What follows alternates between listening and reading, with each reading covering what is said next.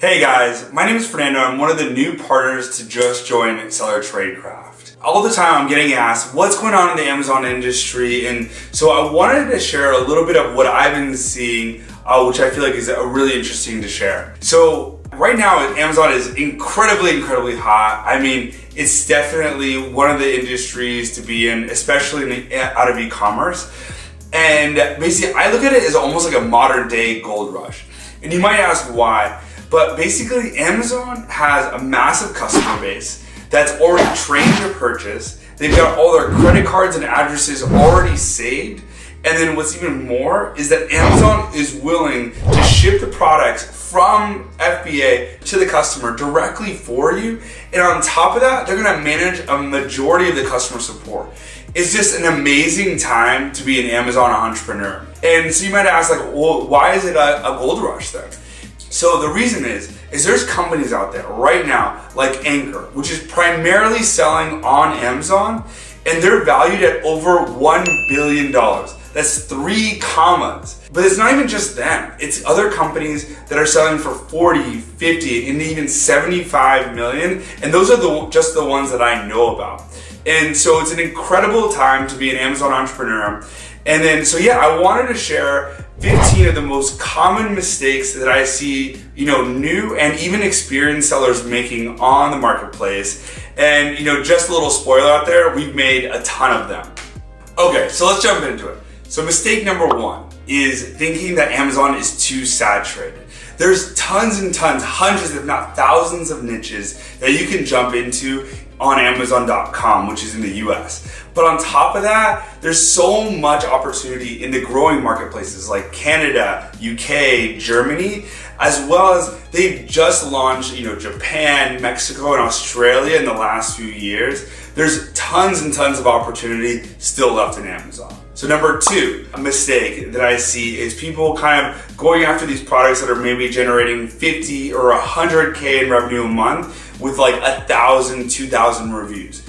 I mean, truthfully, no one's gonna buy your product with 20 reviews when there's someone else out there with 1,000 reviews. It's gonna be super hard to convince people, even if you have an original product.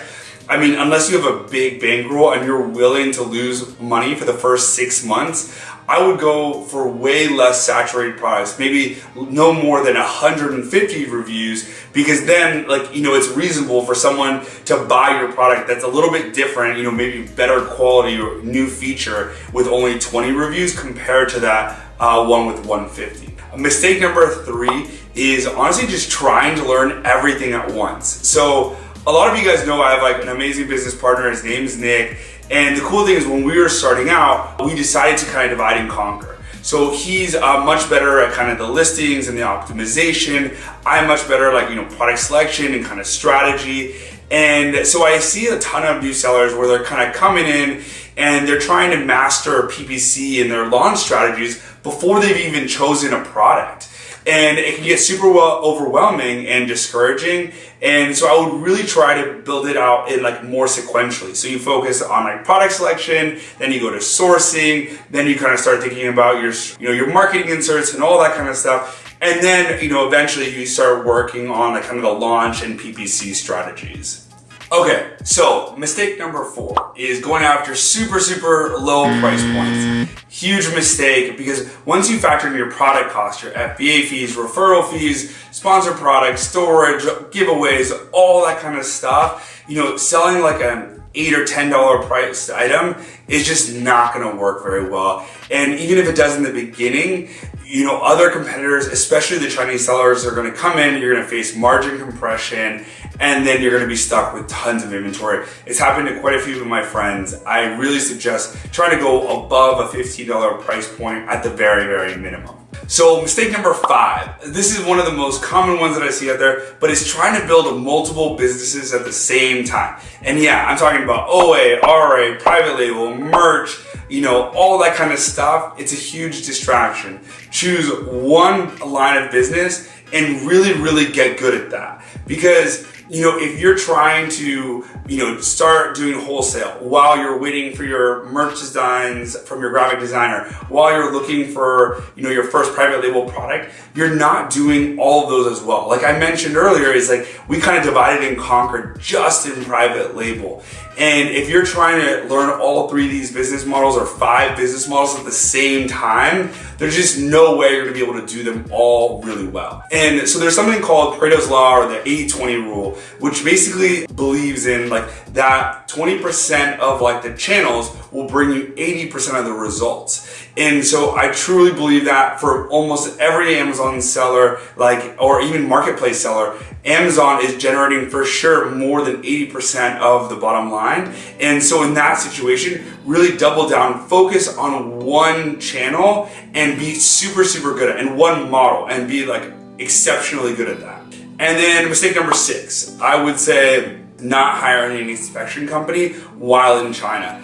I mean, you've seen these products that come in with terrible reviews, maybe they broke on the way to the customer. And so that can all be prevented by hiring a good inspection company in China that's gonna come in, make sure that the quality is to your standard. But then on top of that, they can do something that's called a drop test. Super simple, but you literally just drop the product for a few times from like 30 inches high. So it's like, I don't know, here maybe.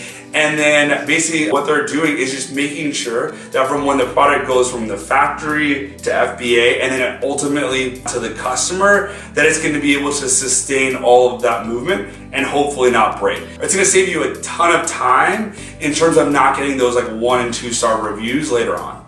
So mistake number 7 is not finding a mentor. So when we first started out, we actually ended up hiring a coach. We spent thousands of dollars, but it was totally worth it, because he told us, how much to order, which of our products, we should really focus on continuing, how to optimize our listings, how to do PPC.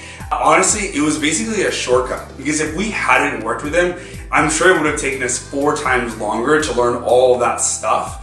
And it definitely paid itself off within like the first week or 2. Mistake number 8, do not sell fad products if you're coming too late to the game. So do you guys remember those fidget spinners? Literally everyone and their mom had one. There's this huge craze that maybe last year or the year before. But now if you check it on Keepa, I'm sure their sales are pretty abysmal compared to what it was. Or you could also check Google Trends. But I would definitely not join one of those kind of fads if you're coming in too late, because you're gonna end up with thousands and thousands of units of inventory. And honestly, you're probably just gonna have to donate it or liquidate it, which is gonna be a huge mess. And then mistake number 9 is selling a patented product. I mean, it's a great and easy way to get into legal discussions, spend a ton of money on lawyers. And honestly, probably the worst thing is that it's actually gonna bring you away from running your business, because you're gonna have to deal with this kind of legal stuff. I definitely suggest staying away from patented products, or if you're really set on doing one, then make sure to hire a really good IP attorney that can help guide you through that process. Okay, mistake number 10. So staying isolated from the Amazon community. So this is a big one that we made. Actually, for the first 2 years, we didn't associate with anyone in the community. We were really closed off. And then in the 3rd year, we started networking a little bit more. We actually joined a group with about 200 other sellers that were doing all over 1 million a year in terms of revenue on Amazon. And it's actually been one of the best decisions that we've actually made. I mean, we've learned a ton from people in there. Sometimes someone's an expert in Amazon, on Facebook ads. And so I can always reach out to them and learn, pick their brain, or someone might have connections into the retail. And then so they can make those introductions. And I mean, honestly, that's how we met Anthony. We actually just came back from Cancun. There was about 70 of us that were there, and it was a blast. I mean, we networked, we learned a ton. I mean, we're, chilling at the pool, having margaritas. Honestly, I had so much fun, I ended up losing my voice. But yeah, I mean, it's totally worth it. And honestly, you have to really contribute. I think that's one of the big things, that if you're kind of always silent, kind of in the background and never say anything, then if you're asking somebody for help, they're way less likely to actually want to help you. Mistake number 11 is not paying attention to dimensions and weight. So for instance, standard size is 18 by 14 by 8 inches. Pretty straightforward, but for whatever reason, if your product is really close to exceeding one of those sides, definitely talk to your manufacturer, make sure that it does not go over, or see if you can repackage it. This has happened to us where we're like 0.1 inch over. I mean, it's like tiny, but Amazon is brutal and they're unforgiving, and you now have an oversized product. So definitely be really cognizant of that, because otherwise you can end up losing thousands of dollars in terms of FBA fees. So what's the easiest way for a supplier to determine whether you're a rookie or an experienced seller? And it's honestly the way that you carry yourself. If you're kind of asking really newbie questions and you're really coming off as an inexperienced seller wanting to order like 50 units, then the supplier is going to know that like chances are you're not going to be successful. So they're going to try to rip you off on that first order, because odds are that you're not going to reorder. So that's why I really suggest using templates and really coming off as a bigger player, because it's just, in their culture to kind of take advantage of those kind of newer sellers. So mistake number 13 is only getting one shipping estimate.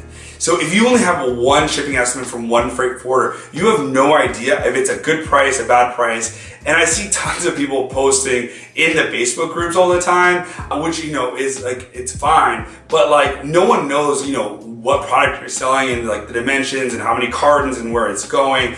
Like, that's impossible to ask. So, the better solution is to reach out to 5 freight forwarders, get quotes, and it's way easier to negotiate based on other people's prices than just kind of shooting in the dark.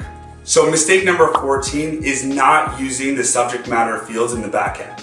So you can actually put in 50 characters into each line, and there's actually 5 lines. So that's an extra 250 characters on top of your back end keywords. And what's really interesting is, so these are all indexed, but they're not filtered, which is super, super important. So you may or may not, we do, basically put it in your competitors' names in the subject matter field, because it's not gonna get filtered, but it's gonna help you rank for their names. And then number 15 is not knowing your numbers. We were, again, guilty of this for maybe the first 18 months, where we really focused on top line and everything was growing, but we didn't really focus on our bottom line, or what we call contribution margin, which is everything after all the variable fees. So like, storage costs, BPC spend, referral fees, FBA fees, all that kind of stuff.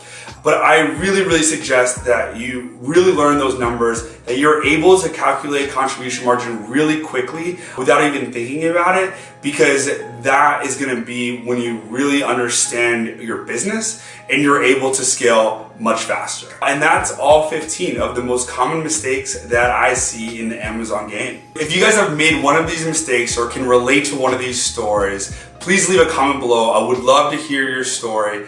See you guys soon.